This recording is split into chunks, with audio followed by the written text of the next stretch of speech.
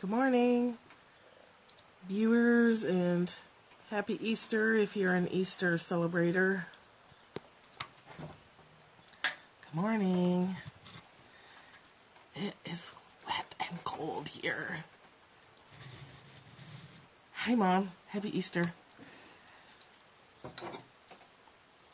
Would you tweet this out in case notifications are still not working? Hi, Bernice.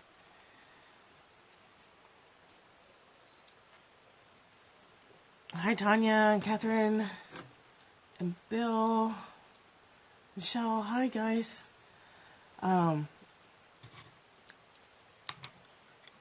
It's pretty chilly. It's not as cold as it looks. Oh, sunny and cold there. Yeah.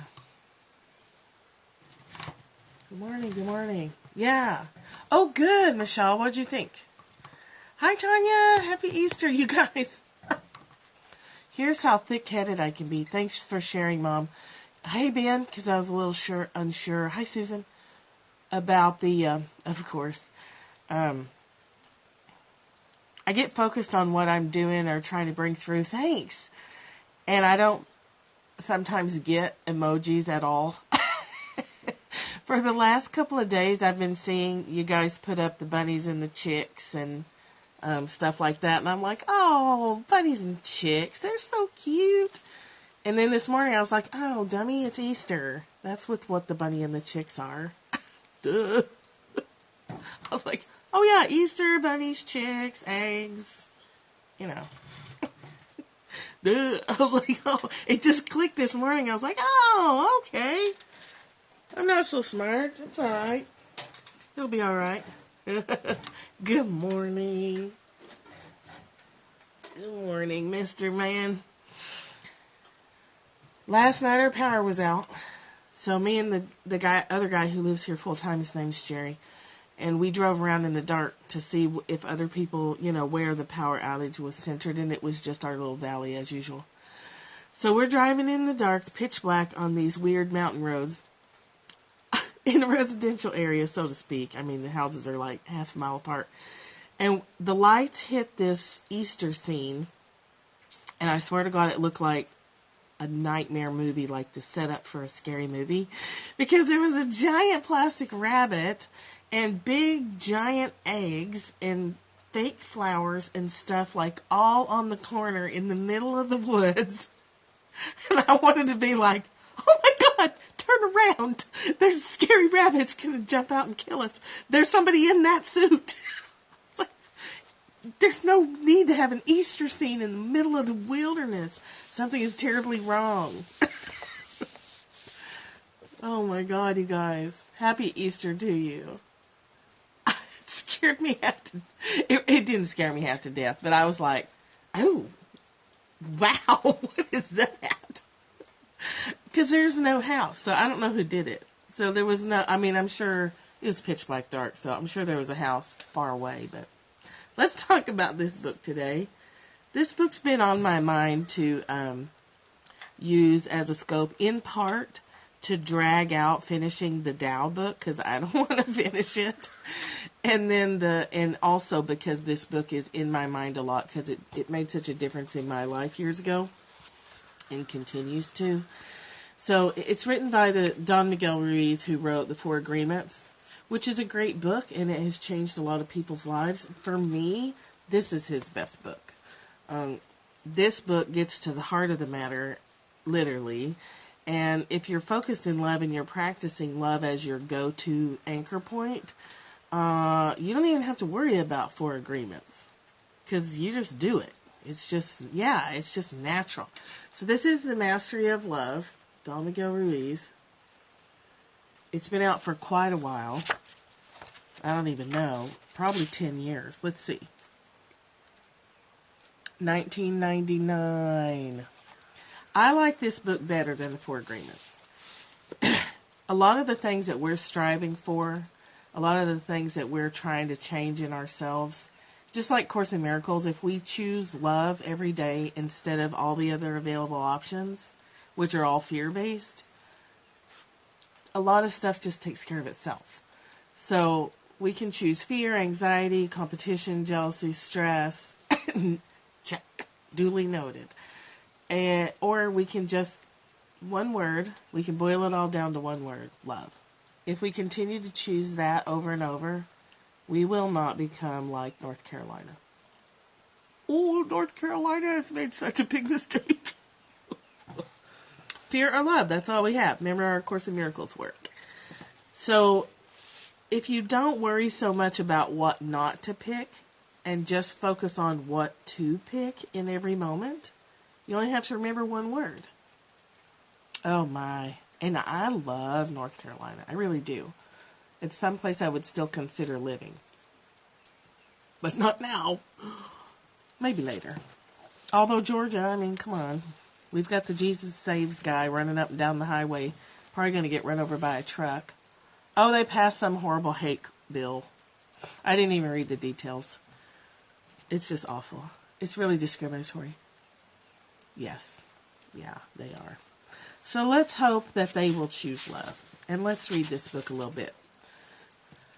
For Easter, the Toltec is, no, it wasn't the people that chose it. The people didn't really even have much time to respond. They passed it in secret. They crafted it, developed it, passed it without a lot of, without any public input. So we'll see what happens. We'll hope for the best. So the Toltec is spelled Toltec, and that's who Don Miguel Ruiz is a part of. Yes, it should, because that's complete and utter bullshit. Thousands of years ago, the Toltec were known throughout southern Mexico as women and men of knowledge, so maybe you could even call that shaman. Anthropologists have spoken of the Toltec as a nation or a race, but in fact, they were scientists and artists who formed a society to explore and conserve the spiritual knowledge and practices of the ancient ones. They came together as masters, and I don't know how to pronounce this word. It's Naguals.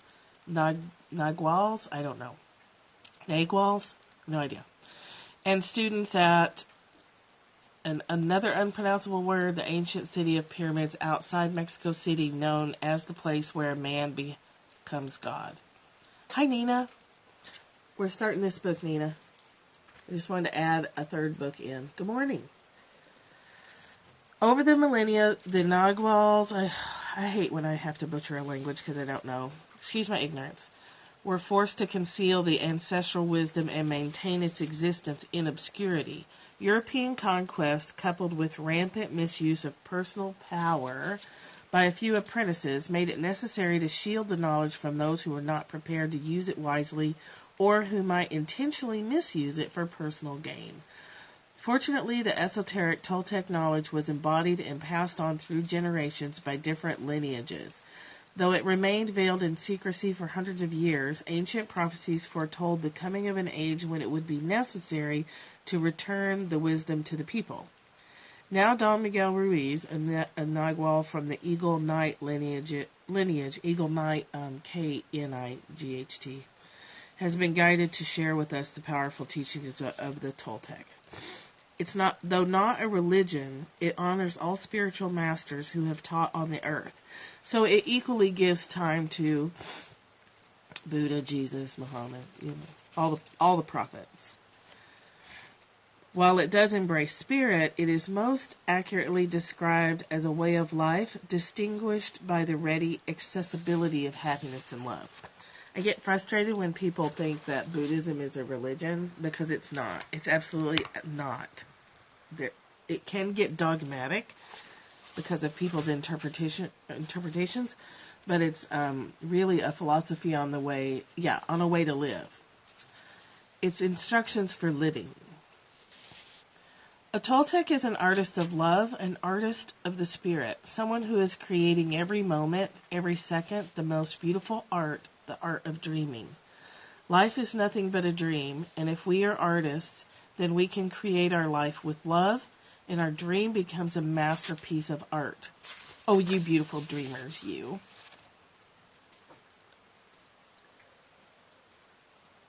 Damn it, I ran out of tea. I should have planned this better. So let's read the introduction, which is the master. Once upon a time, a master was talking to a crowd of people, and his message was so wonderful that everyone felt touched by his words of love. It seems an appropriate story for today, right? In the crowd, there was a man who had listened to every word the master said. This man was very humble, and he had a great heart. He was so touched by the master's words that he felt the need to invite the master to his home. When the master finished speaking, the man walked through the crowd, looked into the eyes of the master, and told him, "I know you're busy and everyone wants your attention. I know you hardly even have time to listen to my words. But my heart is so open and I feel so much love for you that I have a need to invite you to my home. I want to prepare the best meal for you. I don't expect that you will accept, but I just had to let you know." The master looked into the man's eyes, and with the most beautiful smile, he said, "Prepare everything. I will be there." Then the master walked away. At these words, the joy in the man's heart was strong. He could hardly wait to serve the master and express his love for him. This would be the most important day of his life. The master was going to be with him. He bought the best food and wine, found the most beautiful clothes to offer as a gift to the master.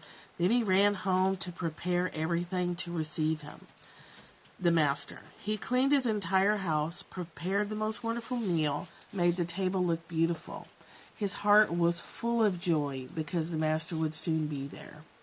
The man was waiting anxiously when someone knocked at the door. Eagerly he opened the door, but instead of the master he found an old woman. She looked into his eyes and said, "I am starving. Can you give me a piece of bread?" The man was a little disappointed because it was not the master.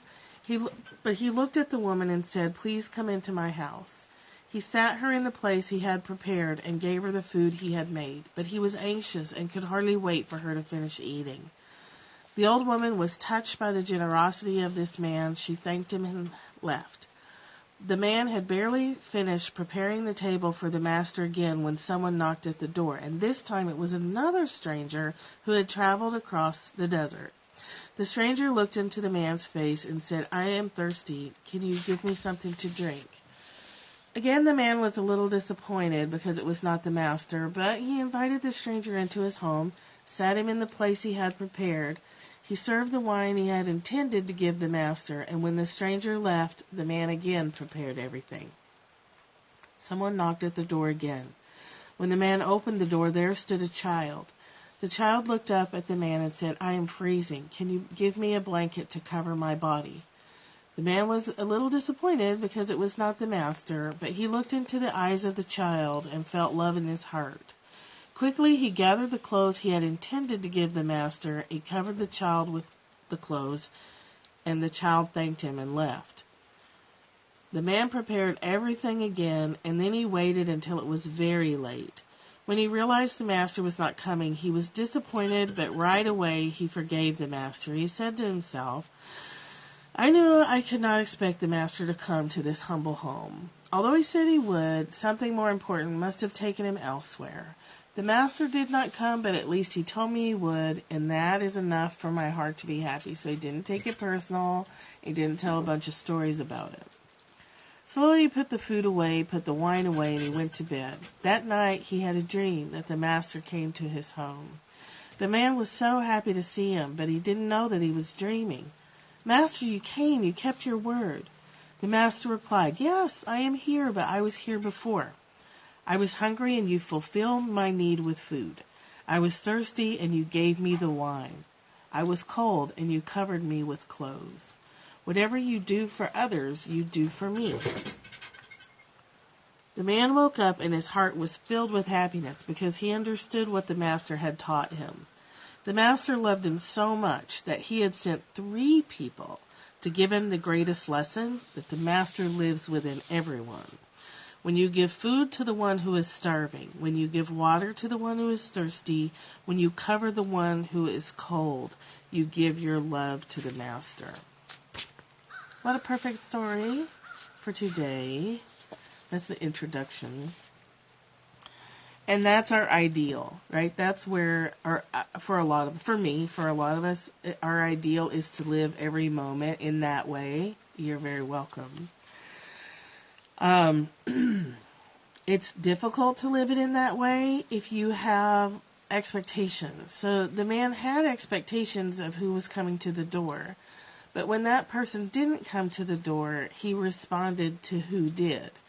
So he did what was in front of him to do. He met the need that was being presented to him at the time. Because he was humble, because he wasn't telling stories about his wealth, his abundance. If he had a story about abundance, he might have felt really stingy with the supplies he had bought, and he would have been hesitant to so freely give them. But it doesn't sound like he had a story about abundance, that he was comfortable enough in his own ability to create that he was able to freely give. And by doing so, he got back much more in return. And if we can extrapolate that into our own lives, whenever we're acting from a place of abundance and centered heartness, we don't worry about sharing, and we don't worry about giving, and we don't worry about receiving. It's not even a concept that lives in our minds when we're in that state of connection to the divine, when we're in that state of abundance. Yes, I think this is like a target, but we don't always do that, right? We withhold our love because we're human. And we withhold our love and we withhold our supplies because we have such a fear that we don't trust that we can get more. So we hoard resources, whatever those resources are, love or materials or time. Sometimes we hoard our time because we're so functioning from a place of not enoughness. There's just not enough. And if our grounded is, if our state of existence is more often spent in the not enoughness, then the enoughness is hard for us to reach. It's hard for us to get there. We can have moments of getting there, and we can have experiences of living in the enoughness space, that there's enough for all of us that we can afford to freely give. But that's not where we're at most of the time. Where we're at is a stingy, deprived place. And that has to do with everything. If you examine your life and analyze the places where you feel stuck, the only thing missing is that state of enoughness, that state of deserving enough, of knowing that you have the ability to forever create enough. It's our mistrust of our own abilities, or our lack of knowledge about our own abilities to align with divine energy and always have what we need. And our ideas of enough, hi Evie, our ideas about what enough is are generally based in not enough thinking. Not enough trust in our ability to connect to the universe and utilize that energy. Me too. I thought about you this morning. I was like, oh my gosh, this book has been on my mind, and I thought about you, that we had talked about this book. It's an excellent book. So we just read the first story about the master. We're not generally taught that we have the ability to create enough, and we're not generally taught what enough is. You're welcome. I'm so glad it made a difference in your life. I'm so glad. It made a difference in my life. A big one. So if we're stuck in the not enough, then our definition of what enough is, goodbye, have fun. Tell the kids hello. Have fun hunting Easter eggs. I know, right? I want to drag it out. Thanks for the shares. So how do we define what enough is? And we have to go back to, what do we actually need? So my husband is better at this than I am. I freak out about resources more often than he does.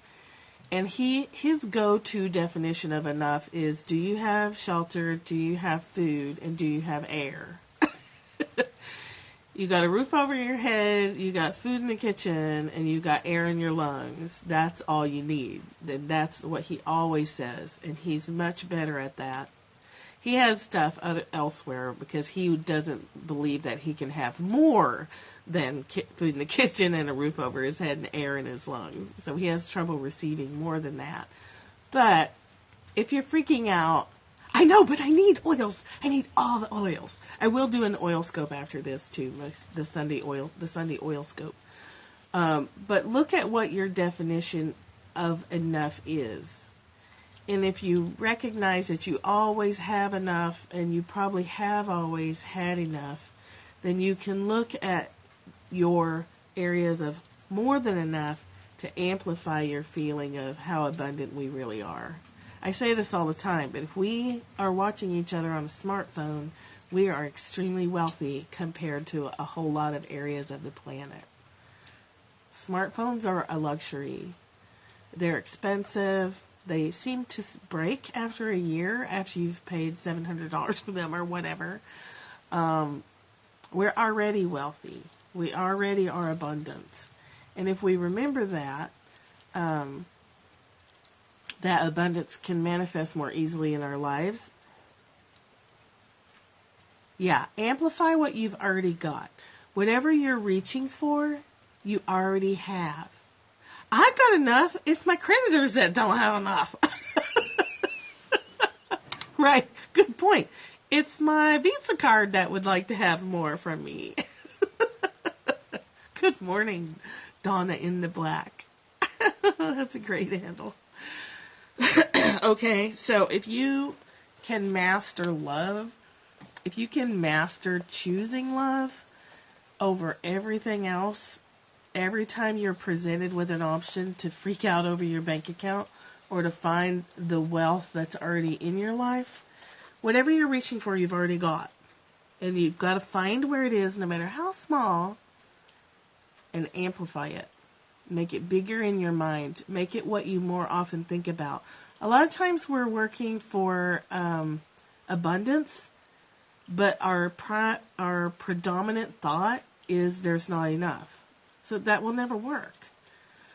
If we're reaching for more resources, our constant obsession on not having enough resources, thank you, Evie, is cutting us off at the knees. It's literally cutting off our supply to the connection to the divine, where abundance comes from, and the connection to the universe, being in the flow of life, is completely cut off when we're freaking out about money. When we're freaking about the not enoughness. And the only way that I know to consistently get in the place of happy with what I have and willing to receive more is to focus on what I have. And what I have, by some definitions, is not enough. But by my definition, is more than enough already. This property that we live on, the house behind me, our little tiny 650 square foot house, is more than enough. In some countries, 17 families would be packed into this 650 square foot, and that's not an exaggeration. And there's only 2 people. There is 5 cats, which makes it feel like there's 17 families packed in here, but there really isn't. I have the freedom to talk to you as part of my employment, my self-employment. That makes me wealthy. I have a creek out in front of me that I can listen to. You guys can probably hear it. I get the privilege of running workshops. I get the privilege of doing coaching. Yeah. I get the privilege to share that creek with you. There's trees all around. The garden is in and it's raining. And there's a multitude of things to feel appreciation for. Yeah, it's pretty loud today. Being awesome. We get the choice to be freaking awesome. It's a privilege to get to speak to you every day. To have internet service, generally. I have electricity today. That's something to be grateful for because it was off for 12 hours yesterday. Okay.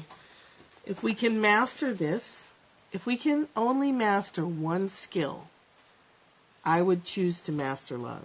I do it every day. It's my goal every day. I don't always make it. I frequently don't make it.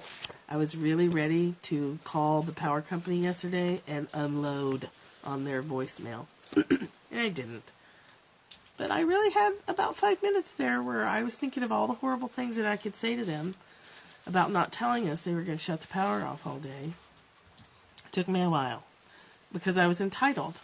I'm used to having electricity. I'm not used to living without it. And I get really snotty and really entitled when the power's interrupted rather than saying, oh, thank God, the other 7 days this week I had power, and this one day I don't. It'll be back on. It always comes back on. If it doesn't, we have a generator. We were able to find a cord. How dare you cut off my power? I was scandalized. How dare you, work crew, go off to your homes and forget to plug our power back in? How dare you make a mistake like that and inconvenience me? Hugely went off on an ego trip last night. Pissed for these days. When I get like that, it lasts about an hour. Used to, I could grind that axe for days. Mastery of love. So let me read you chapter 1. Yes, it's the how dare you. It's a perfect way to put it. How dare you cut me off? This is my road, my vehicle, my everything. It's not a great way to live. It's highly stressful. So here I am changing my diet and stuff, almost always, to try and balance my hormones, and a stressful hour spent cursing the power company pumped out a lot of cortisol that now I'm going to have to deal with today. I didn't need to do that. All I needed to do was make the phone call and say, hey, you forgot to plug the power back in. Hello? Can you get out here before my groceries spoil? Thank you. Thank you for all the other days that the power's on, by the way, and I appreciate you coming back and fixing your mistake. That's all I had to do. But I got into a really entitled, bitchy state for probably over an hour, maybe about an hour and a half.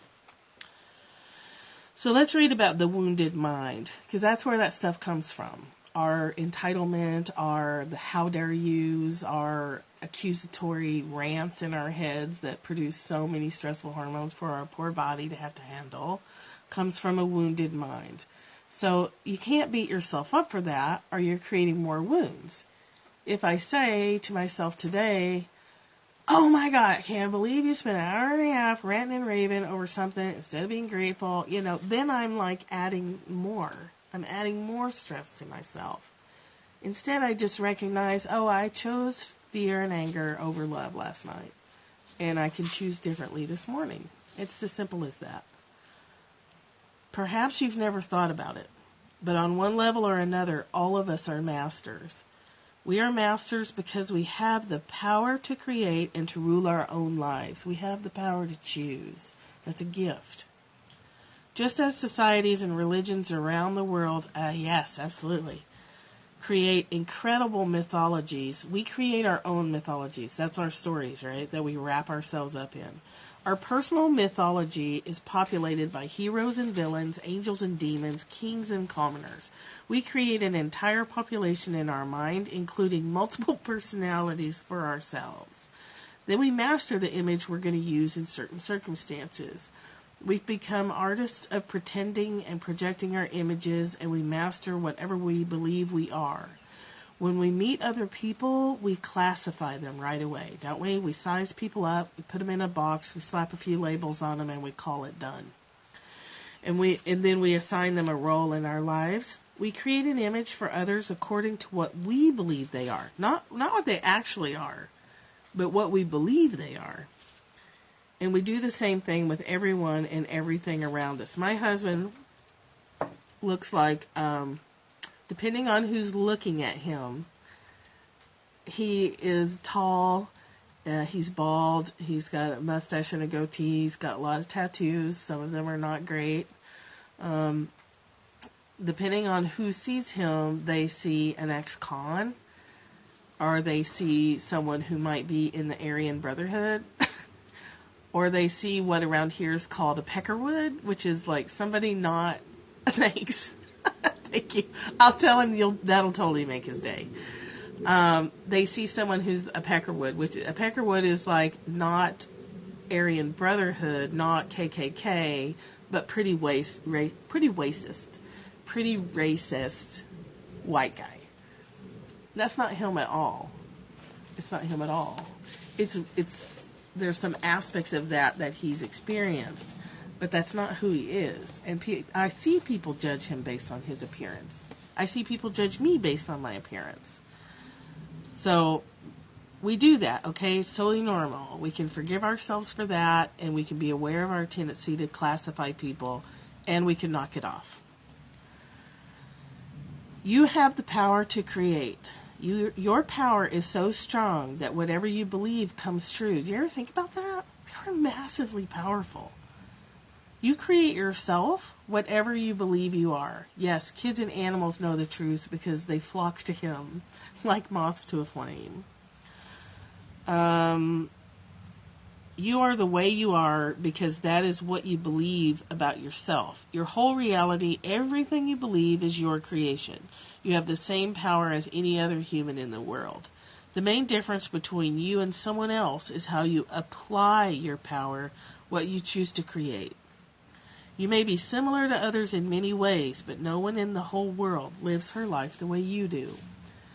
You have practiced all of your life to be what you are, and you do it so well that you master it. You master your own personality, beliefs, actions, reactions. You practice for years and years, and you achieve the level of mastery to be what you believe you are. Once we can see that all of us are masters, we can see the kind of mastery we have. When we're children, we have a problem with someone, we get angry. For whatever reason, that anger pushes the problem away. We get the result we want. It happens a second time. We react with anger. And now we know if we get angry, we can push our problems away. We learn that. Then we practice and practice until we become masters of anger. So you can see this in people whose knee-jerk reaction to every situation is anger.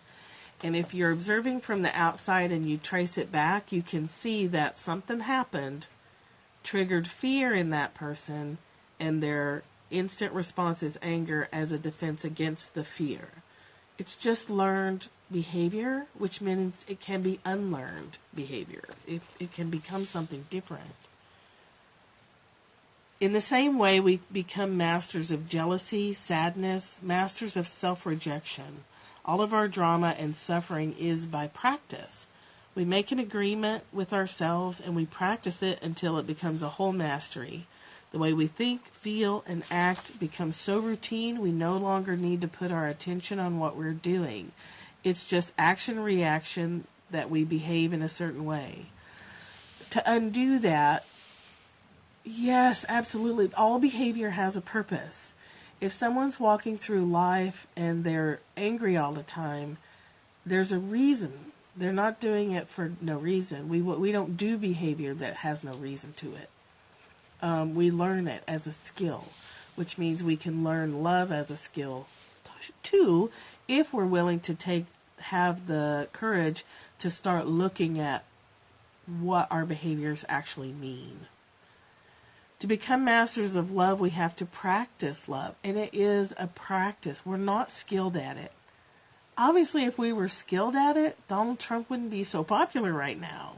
We're more skilled at blame and anger.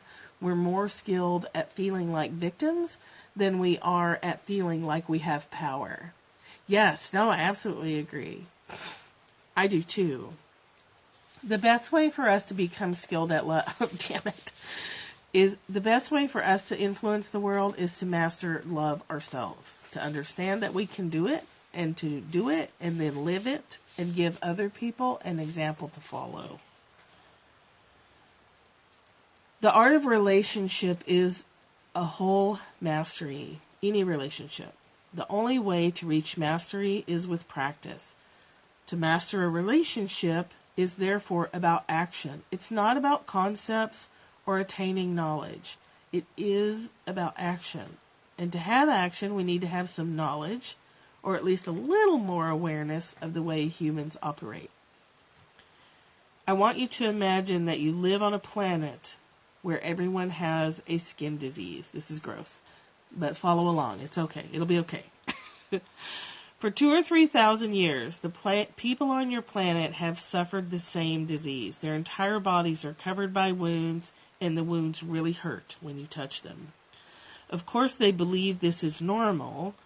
Even the medical books describe it as normal. When the people are born, their skin is healthy, but around 3 or 4, the first wounds start to appear. By the time they're teenagers, there are wounds all over their bodies.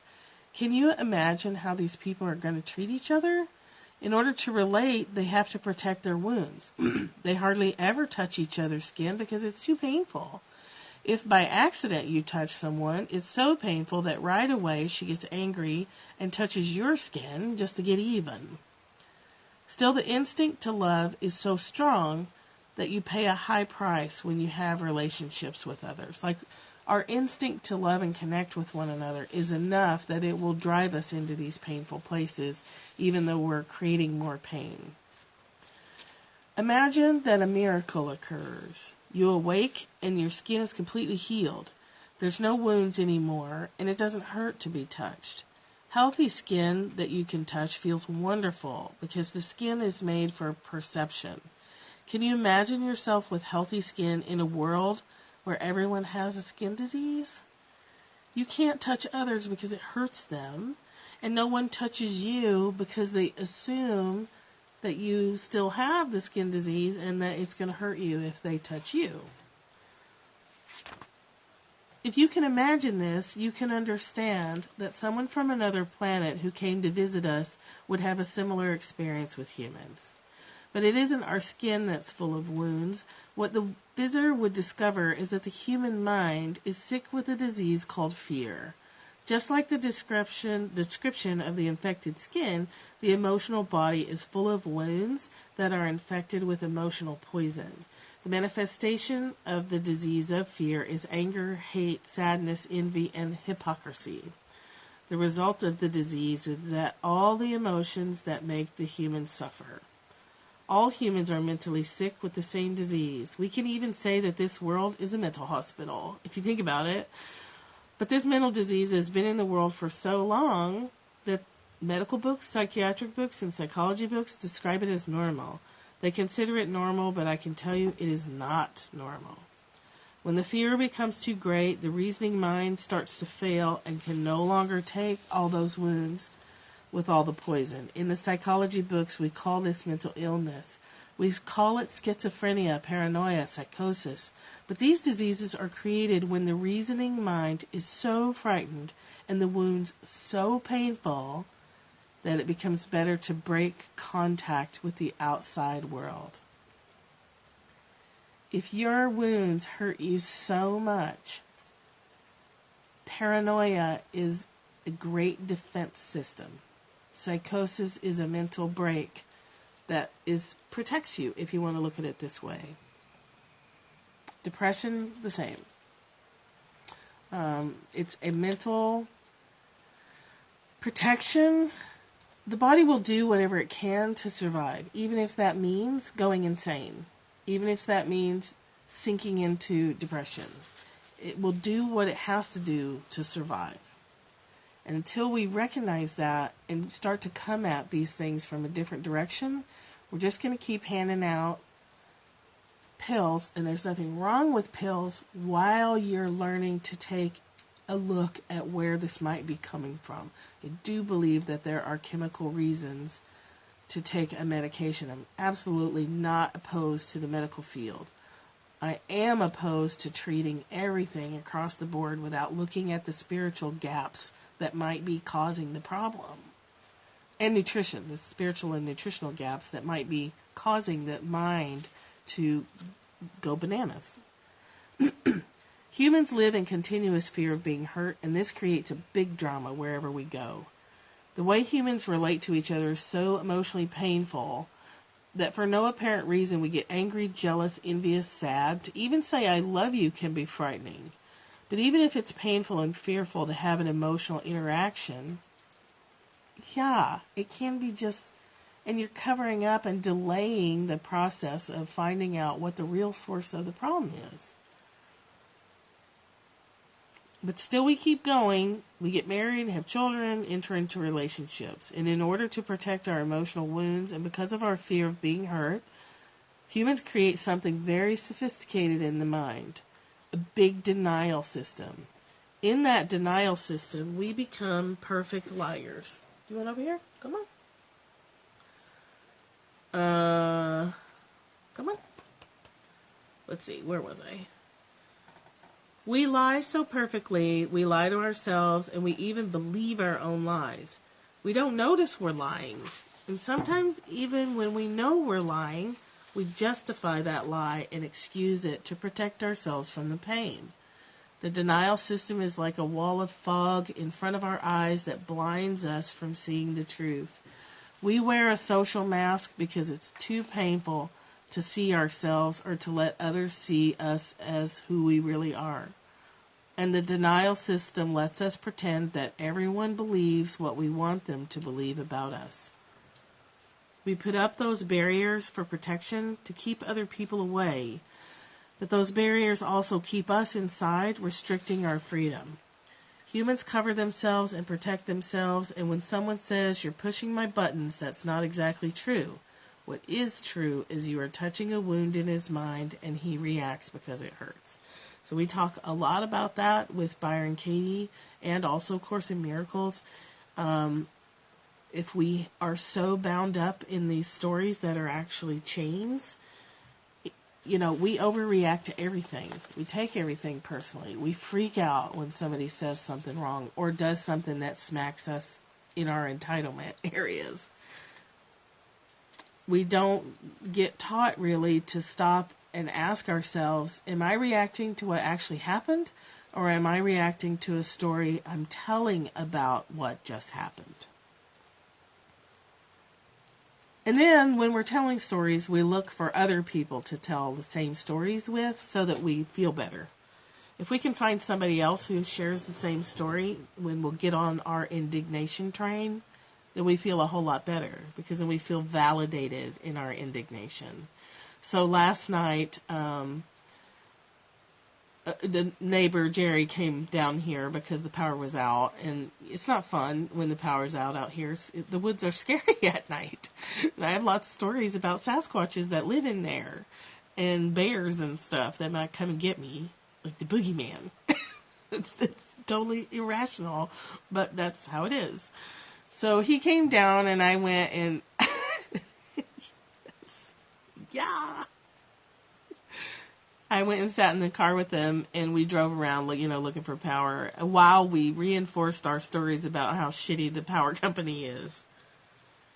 If he had come down and been having a different story, I could have had two options. I could have said, "Oh yeah, I'm just freaking out about nothing," or I could have been offended that he wouldn't get on my indignation train with me and make a big deal out of it.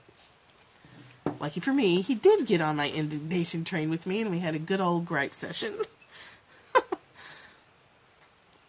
When you're aware that everyone around you has emotional wounds, you can easily understand the relationship of humans in what the Toltecs call the dream of hell. From the Toltec perspective, everything we believe about ourselves and everything we know is a dream.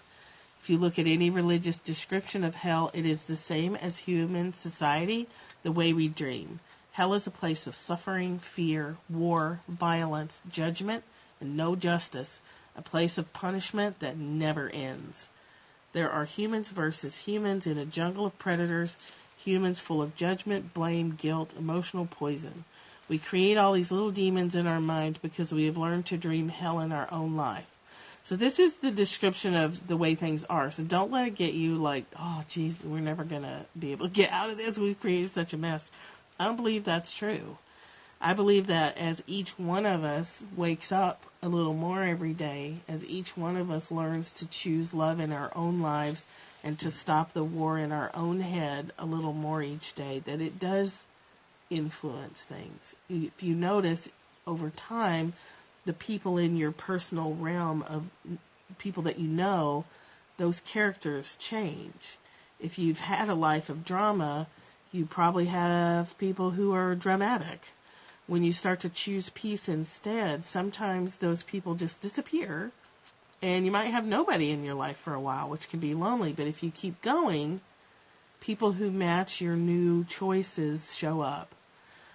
People who are willing to join you in your new energy of more often choosing love than fear start to show up in your life. People call it finding their tribe.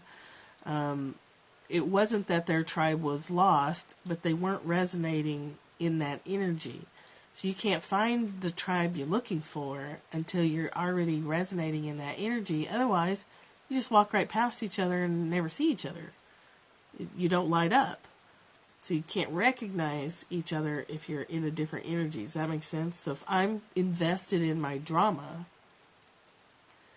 if I'm invested in my dramatics and my living in hell, I'm not going to recognize a person who lives in heaven. And if I even see them at all, I'll criticize them and cut them down and make them unimportant so that I don't have to feel bad that I'm still choosing hell.